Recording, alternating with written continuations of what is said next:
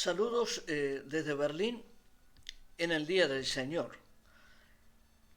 En este tiempo que reservamos para honrar a nuestro Dios, al Creador de todas las cosas, es importante que reflexionemos acerca de las horas complicadas, difíciles, confusas que estamos viviendo. Probablemente a muy pocos se les ocurriría pensar que dentro de este clima que estamos viviendo sea posible volver a recuperar el significado del reino. Porque el significado del reino de Dios y su justicia, que será el reino de Jesús en la tierra, este reino es de un elevado contenido espiritual. No tiene nada que ver con las circunstancias de este mundo. Y hablando de circunstancias, un filósofo español dijo en una oportunidad que era él y sus circunstancias. Dijo, yo y mis circunstancias. ¿Qué estaba queriendo decir con eso? En primer lugar, estaba haciendo una manifiesta declaración de su alto sentido del egoísmo, porque estaba diciendo yo, primero yo, después yo, y mis circunstancias, es decir, primero las circunstancias. ¿De quién? De él mismo. Y este es el clima, el ambiente que se percibe en el mundo. Cada uno está preocupado por su propia situación. Nadie, o son muy pocos, los que verdaderamente se preocupan por la situación del resto de los miembros de su sociedad, de sus conciudadanos, pensando en la unidad primaria de que esencialmente todos vivimos en una ciudad, por tanto somos todos vecinos de esa ciudad. Yo y mis circunstancias significa que solamente estoy preocupado por mí. No me importa, o si me importa muy poco lo que le suceda al vecino. Me preocupa lo que me pasa a mí. Y en ese sentido es que hablamos del profundo egoísmo. Pero si a esto lo desenfocamos de la realidad, dejamos de mirar las circunstancias, y en este caso las propias y las colectivas, y le elevamos nuestra mirada hacia lo alto, vamos a descubrir que en el mundo espiritual todo es diferente, que en el reino es diferente. Por eso es que podemos leer en el libro de Apocalipsis, en el capítulo 14, versículo 13, dice así: y oí una voz que me decía desde el cielo, escribe, bienaventurados de aquí en adelante los muertos que mueren en el Señor. Sí, dice el Espíritu, descansarán de sus trabajos porque sus obras con ellos siguen. Y nos podemos preguntar, ¿cómo? ¿Bienaventurados? Claro que sí, claro que sí.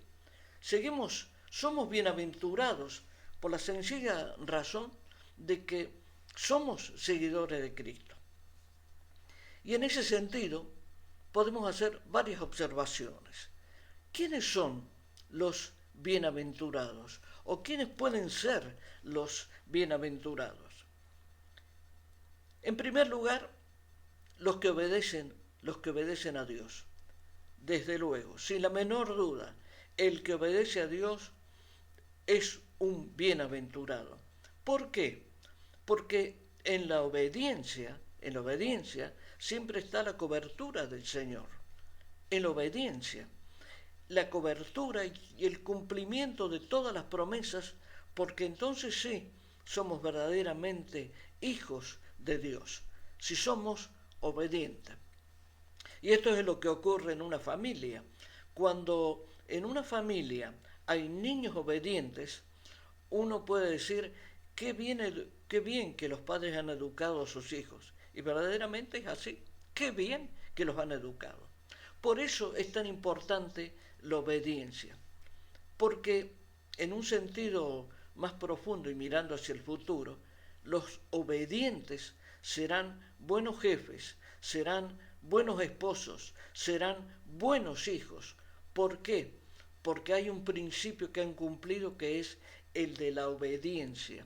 Y la obediencia genera una serie de situaciones tan favorables a la vida de la persona, que la obediencia planteada en términos absolutos nos hace pensar en la bondad de Dios. Porque personalmente mucho tiempo pensé, el obediente es un servil, y sin embargo yo he cambiado mi pensamiento y digo, no, el obediente es obediente, es depender de Dios, es saber que nuestra dependencia, que mi autoridad proviene de Dios.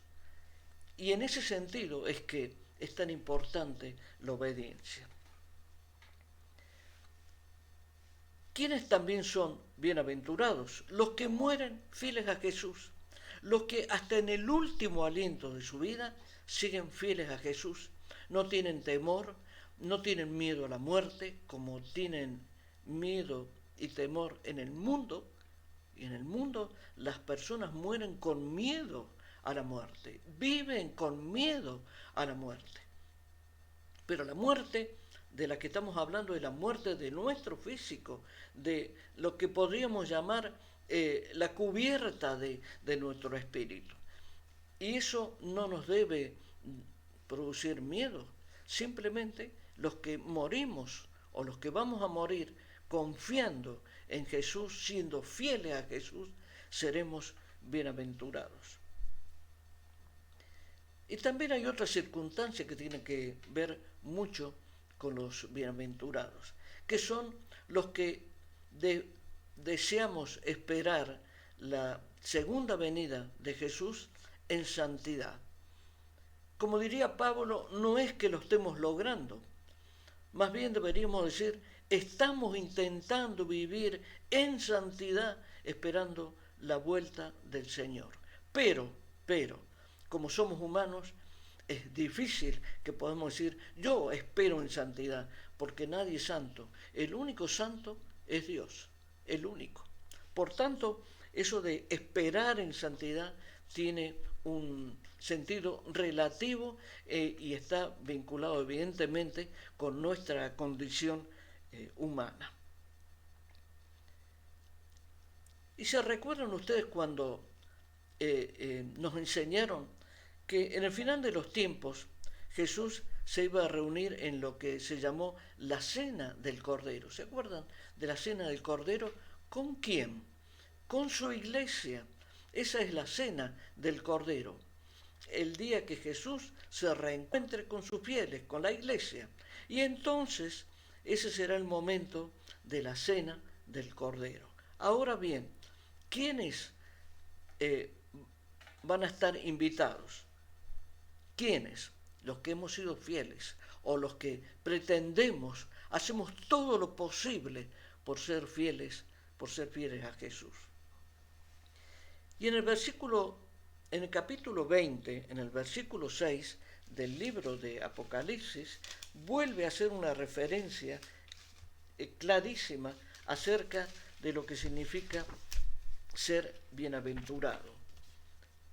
Y en el capítulo 20 de Apocalipsis, en el versículo 6, podemos leer: bienaventurado y santo el que tiene parte de la primera resurrección. La segunda muerte no tiene poder sobre estos, sino que serán sacerdotes de Dios y de Cristo, y reinarán con él 1000 años. Aquí hay una cuestión que es muy importante aclarar. La primera resurrección es estar junto a Dios. Pero, ¿por qué dice que la segunda muerte no nos alcanzará? ¿Cuál es la segunda muerte? La primera muerte es la muerte de nuestro físico, de la materia, de la carne, de la que estamos hechos. Pero la segunda muerte, la definitiva, que es exactamente igual y opuesta a la vida eterna, la segunda muerte es la separación de Dios. ¿Quién muere por segunda vez? ¿Cuál es la segunda muerte? Aquel que se aparta de Dios. Esa es la segunda muerte.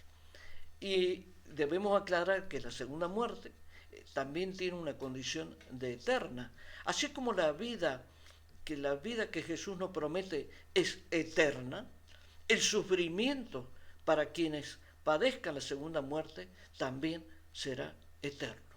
Así como es de gloriosa la vida eterna que se nos promete, así será de terrible la vida en sufrimiento, la vida separado de Dios, la segunda muerte. Y hay otra condición más para que se concrete la bienaventuranza sobre nuestra vida. Y son los que, según la palabra bíblica, los que lavan sus vestiduras en la sangre de Jesús, en la sangre del Cordero. Los que lavan. ¿Y quiénes son los que lavan?